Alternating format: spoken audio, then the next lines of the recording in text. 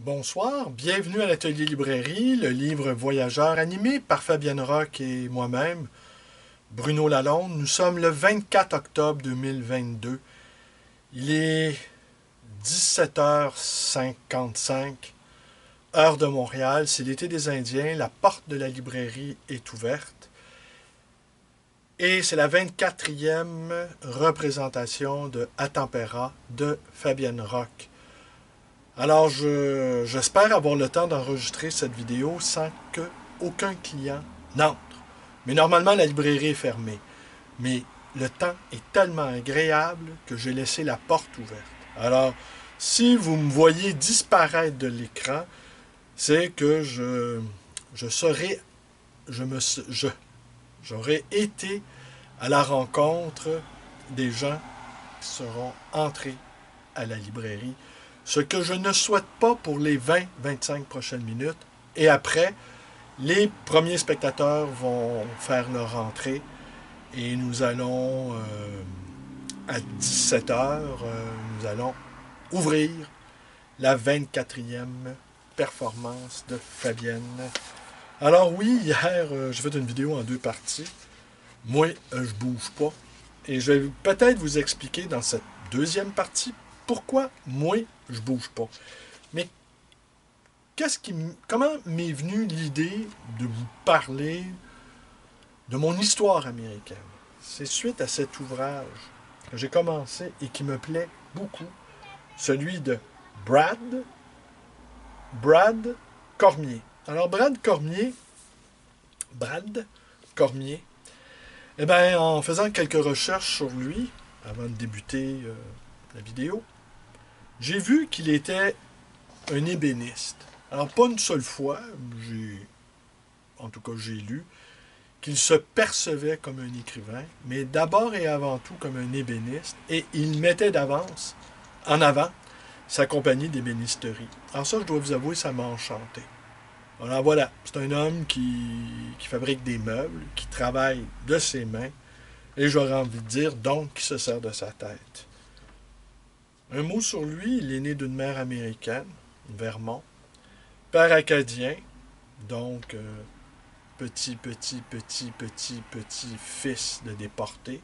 La déportation des Acadiens est considérée par plusieurs historiens comme étant le premier crime ethnologique, ethnocide, pardon, d'un déplacement complet d'une population. De ce point de vue-là, les Britanniques ont innové et présentement en Ukraine, les autorités russes mettent en pratique ce que les Britanniques ont élaboré en Acadie.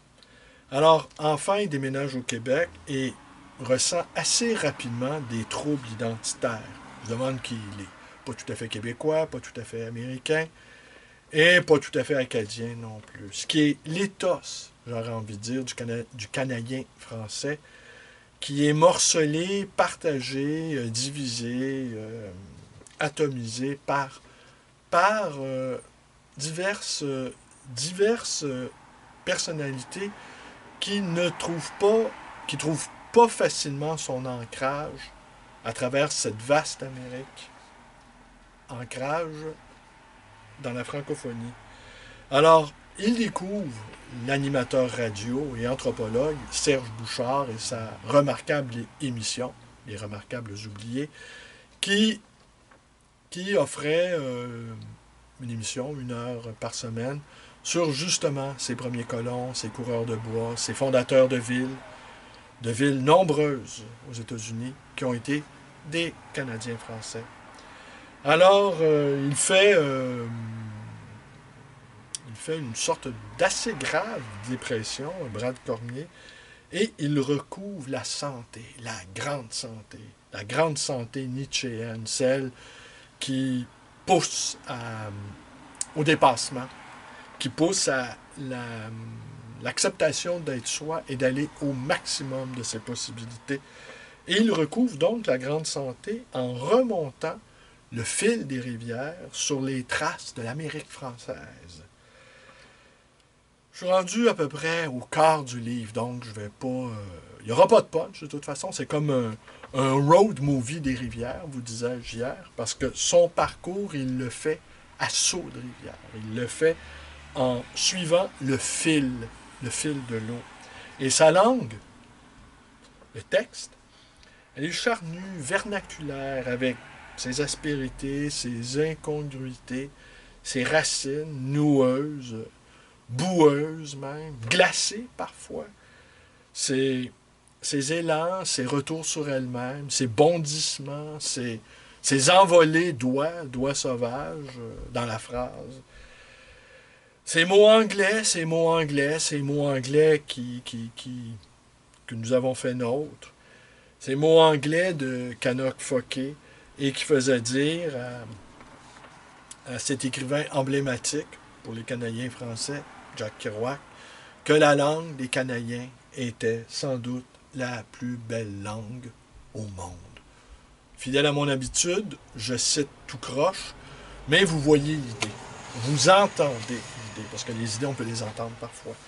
Alors hier, je vous parlais de la France, et j'étais stupéfait, lors des quelques voyages que j'ai faits dans les dernières années, dont celui à Nîmes, ville où vivent les parents de mon épousée. Et Nîmes, partout on retrouve la trace du général Montcalm. Général Montcalm, qu'on accuse vraisemblablement à tort d'être responsable de la défaite des plaines d'Abraham. Et je dis à tort parce que semble-t-il que ce n'est pas là que s'est jouée la véritable défaite sur les plaines d'Abraham. Mais dans l'imagerie populaire, dans l'imaginaire, dans l'inconscient collectif des Québécois, la défaite des plaines d'Abraham a scellé la guerre des 7 ans, qui a scellé le sort de l'Amérique française. Et on rend ce responsable Montcalm, par son incompétence, par son incurie, responsable de cette défaite historique, qui est un trauma dans notre histoire, mais d'autres historiens disent que le véritable trauma, parce que c'était une guerre entre puissances coloniales, oui, il y avait des Canadiens dans l'armée, Canadiens dont Bougainville disait qu'ils n'étaient pas très obéissants, et il y avait également des guerriers autochtones qui ont livré bataille sur les plaines d'Abraham. Et ces guerres-là se jouaient à l'ancienne, à l'européenne, armée contre armée. Il eût mieux valu, sans doute, écouter les conseils de nos valeureux alliés autochtones qui, eux, pratiquaient un autre type de guerre. La guerre d'embuscade, la guerre d'escarmouche, la guerre d'épuisement et de qui-vive. Alors, vous disais-je, oui, à Nîmes, j'ai constaté qu'il y a une place Montcalm, il y a une brasserie de Montcalm, il y a kebab Montcalm. Montcalm est partout. Alors, sous le chaud soleil nîmois, en buvant une blonde, je demeurais effaré de retrouver la présence de Montcalm. Alors, quand je vous disais, en France, c'est le dépaysement total, mais là, ici, de voir celui qu'on considère comme le grand vaincu de l'Amérique française, de le voir partout nommé, à la fois dans une place, dans des commerces, dans des boui-boui. Alors, je ne vous cacherai pas que j'en éprouvais un étrange sentiment. Alors, vous disais-je aussi, qu'est-ce que je vous disais aussi? Oui, que la France. Tenez, je vais enchaîner. Je vais continuer avec la France dans cette deuxième partie. Mais n'ayez crainte, quand j'aurai complété la lecture de Riviera, c'était le titre, publié chez Le Méac, de Brad Cormier. Brad Cormier, eh bien, je n'hésiterai pas à vous en faire un compte rendu et à vous en citer un ou deux ou trois passages que j'aurais jugés les plus révélateurs de ce texte très organique, qui est vraiment un texte organique chevillé à la langue du pays. Alors oui, la France ne connaît pas notre histoire. Ça, c'est quelque chose qu'un Québécois, dès qu'il foule le sol français, si on enlève les stéréotypes habituels, Indiens, Esquimaux, Igloo, vestes de chasse, trappeurs, coureurs de bois. C'est la souffrance. C'est la souffrance d'avoir été abandonné et vendu même par les autorités, par la monarchie française à cette autre monarchie belliqueuse, va sans le dire, britannique. Et même, ce qu'on apprend, c'est que Voltaire a écrit, par exemple, La France peut être heureuse sans le Québec. Et les Anglais n'ont pas manqué tout au long de notre histoire de nous rappeler que nous avions été vendus par les Français. Alors, si vous, amis français, vous rencontrez des Québécois qui ont quelques griefs vous concernant, sans que vous n'y êtes pour rien, bien entendu, eh bien, remémorez-vous les paroles que vous aurez entendues de la bouche de votre libraire virtuel. Et même, on raconte que lorsque le Québec a été rétrocédé, la Nouvelle-France, qui était un plus vaste territoire que le Québec, a été rétrocédée à l'Angleterre. À la cour de France, on a festoyé, jugeant qu'on avait fait une bonne affaire de se débarrasser de cette colonie qui mettait beaucoup de difficultés à exister, que c'était une source de déception et qu'on l'avait cédé pour un plat de lentilles. Et l'autre chose aussi qu'il faut rappeler, j'ai perdu mon idée. Oui, parce que j'ai peur que quelqu'un rentre à la librairie.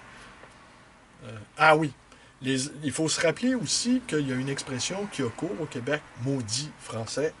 Alors n'allez pas, c'est une inversion en fait, c'est une inversion, j'entends par là qu'il faut entendre maudit soit les Français. Car les Anglais ont su capitaliser sur notre horreur de la Révolution française. Oui, il y a eu des intellectuels canadiens français, canadiens, qui ont subi l'influence de Voltaire au Canada. Mais il y en a d'autres qui l'ont très, très, très mal digéré. Et la phrase de maudit français, il faut entendre maudit soient les Français d'avoir décapité leur roi. Voilà. Et les Anglais, qui eux ont conservé la monarchie, maintenant c'est une monarchie constitutionnelle, n'ont eu de cesse de nous rappeler le sort qui a été fait à cet infortuné roi ainsi qu'à sa compagne. Alors la France ne connaît pas notre histoire. C'est une chose qui ne cesse d'être douloureuse parce qu'on se dit, bon, cette histoire-là n'est pas si importante, vraisemblablement, elle n'appartient pas à la grande histoire. J'ai raconté à maintes reprises ici que les historiens américains, surtout, et maintenant Yogé Lavard, qui explique ce qu'était la Nouvelle-France, qui l'explique aux Français, et c'est une histoire que les Américains nous envient. On ose imaginer toutes les productions hollywoodiennes, non pas celles avec DiCaprio où on retrouve le célèbre coureur de bois Toussaint, et qui, lui, n'était pas l'être ignoble et vil et meurtrier que nous a peint dont le portrait qui nous a été fait par ce cinéaste dont le nom m'échappe. Et le titre aussi du film m'échappe, mais les historiens québécois avaient vilipendé ce film et avaient remis à sa place le contexte historique. C'était au contraire, le coureur de bois était un ami des Autochtones, non pas leur ennemi, et non pas un voleur et un détrousseur. Alors oui, elle ne connaît pas notre histoire, et ce que dit Brad Cormier dans les premières pages de son livre, c'est la souffrance des premiers qui ont quitté la Normandie et qui ont quitté la Bretagne. Alors il dit à quelque part, il fallait être motivé pas à peu près pour quitter le nid familial. Ce sont ses mots. Et pour moi, c'était peut-être ça le problème. Le nid familial. Plus jeune, allez, confession, on va greffer à ce récit quelques confidences. Je vais émailler de quelques réminiscences de ma propre vie, cette petite vidéo, que plus jeune, quand j'étais un travailleur, j'étais un très mauvais travailleur.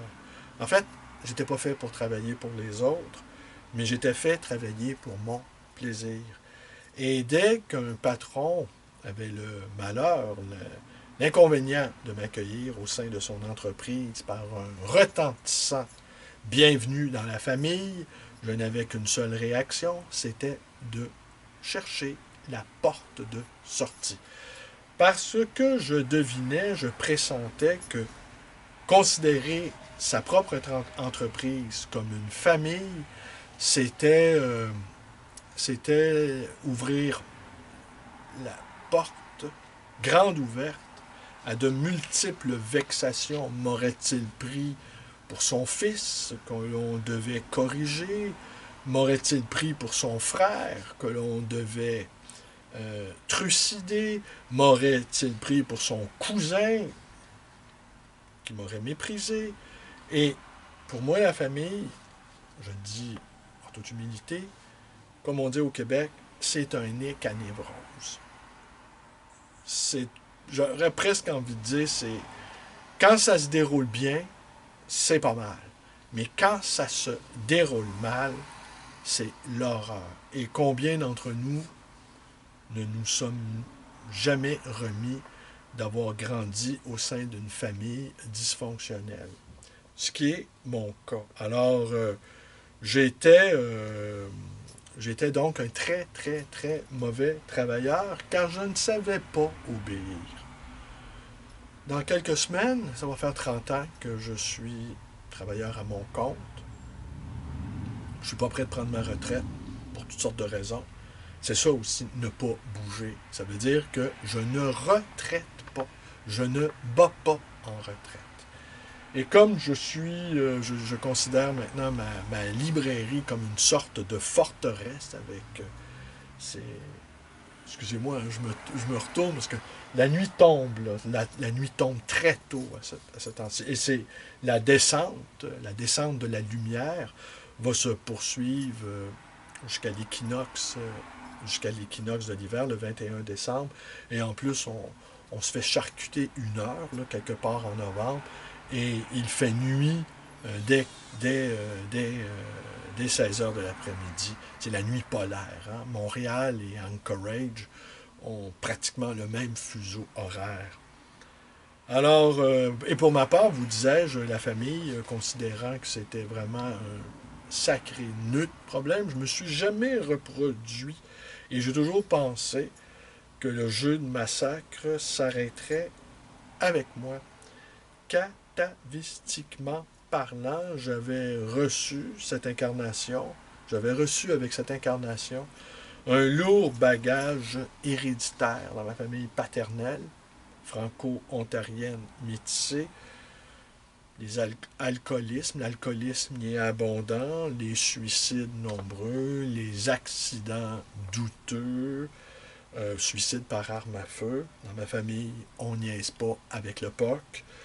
Métissage aussi dans la muse, métissage dans la souffrance, et non pas dans la fierté, non pas dans la misère, autrement dit.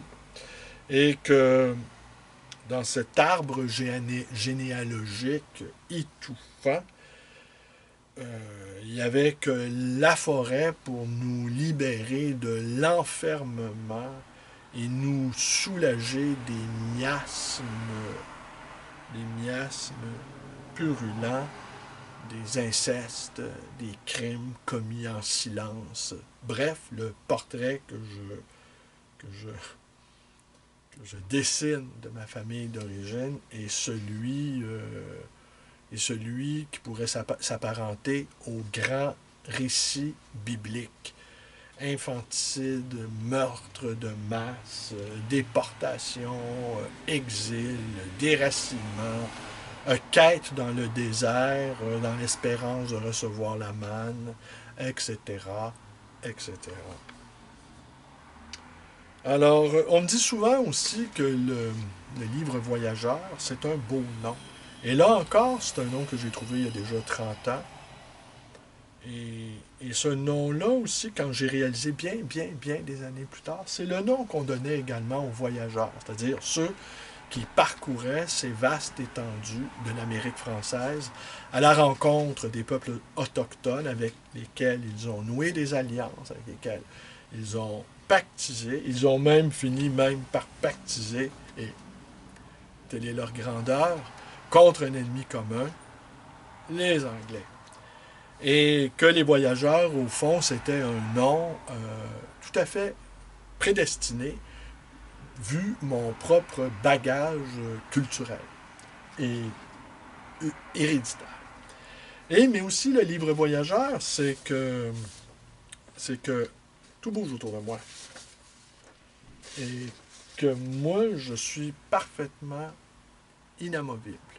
Alors, les gouvernements changent, il y a des récessions, il y a des crises, et que moi, ma librairie, elle, ne bouge pas. Bon, j'ai déménagé, mais j'ai transporté,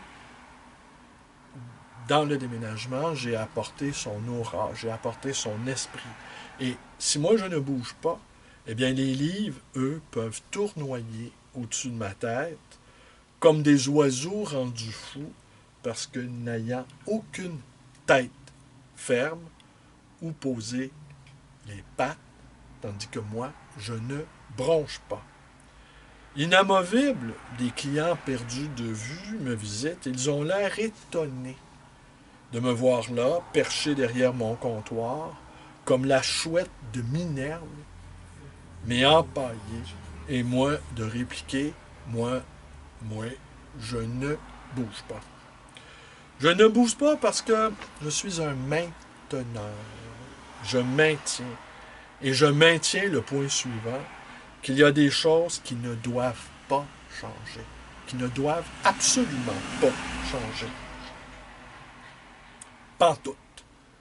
Et je dirais, je serais bien en peine ce soir de les identifier, mais j'en ai une petite idée, ou encore, je constate, et vous le constatez aussi, que souvent les choses importantes, les belles choses, les choses qui sont bien, ont tendance à disparaître et à être remplacées par des, des ersatz, des reproductions fades, des choses qui semblent semblables mais qui ne le sont pas.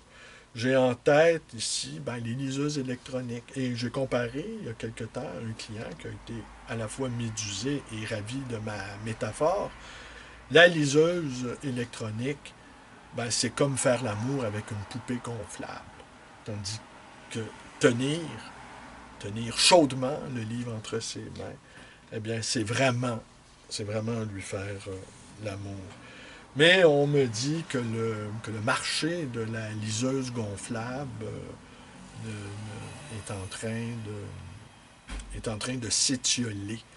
Et que ça ne marche pas, en fait. Et ça m'étonne à moitié parce que le livre peut être vu comme une digue contre le flux permanent du numérique. Qu'il s'agit de fermer ses appareils et de se retirer à l'écart dans un quelque coin chaleureux de sa bibliothèque et de s'extirper de ce temps glacial du numérique pour enfin vivre une expérience ontologique qui s'appelle lire un livre. Alors voilà. Écoutez, je vais... cette vidéo-là est un peu étonnante parce que, j'ai pigé, comme vous l'avez entendu, dans un texte écrit et puis finalement, je m'en suis éloigné. Alors, c'est la parole et l'écriture qui se sont mêlées comme la rivière s'est mêlée au fleuve. Quand le fleuve Saint-Laurent, cette pure merveille, euh, devient mer. Il y a un passage où l'eau salée et l'eau potable se mêlent. Et ça crée un drôle d'effet. Et l'hiver venu, sur le fleuve qui n'est pas tout à fait gelé, ça crée une sorte de frima, de glaciel, pouvait dire ce poète que j'ai fréquenté, qui n'est probablement plus de ce monde. En fait, je suis certain qu'il n'est plus là. Camille Laverdière, qui avait photographié en fait, toutes les archives photographiques de Camille Laverdière sont disponibles sur le site de l'Université de Montréal. Il a photographié tout le nord du Québec, cet immense continent. Parce que hier, je pense, j'avais avancé l'idée que nous étions le seul groupe linguistique homogène en Amérique du Nord. Et contrairement à ce qu'on raconte tout le temps, nous ne sommes pas un îlot dans une mer anglophone. Nous habitons un continent. À nous seuls, nous sommes propriétaires d'un continent. Et propriétaires, en fait, plutôt locataires d'un continent. Et on a un bail, espérons-le, de longue durée. Alors, je vais revenir dans les prochains jours, peut-être pas demain, mais dans les prochains jours, quand j'aurai terminé cette lecture du livre de Brad Cormier, Riviérance, livre qui m'enchante tout à fait. Et ça nous permet de revisiter notre histoire aussi, l'histoire du Québec, et de revoir Rigaud, de revoir Vaudreuil, de revoir Samuel de Champlain, et de revoir tous ces personnages inimaginables comme Iberville, qu'on va sans doute le croiser là, bientôt, Iberville. C'est un personnage hors norme, un héros, hein, il y a sa statue à Cuba, à La Havane. Un des... Mais on a tout oublié ça. On a tout oublié ça. En tout cas, si certains ont la maladie de l'histoire, comme Poutine, ici, on aurait peut-être la maladie de l'amnésie. Ce qui est aussi dommageable, mais avec des causes différentes. Je vous remercie d'être avec moi. Portez-vous bien et à demain.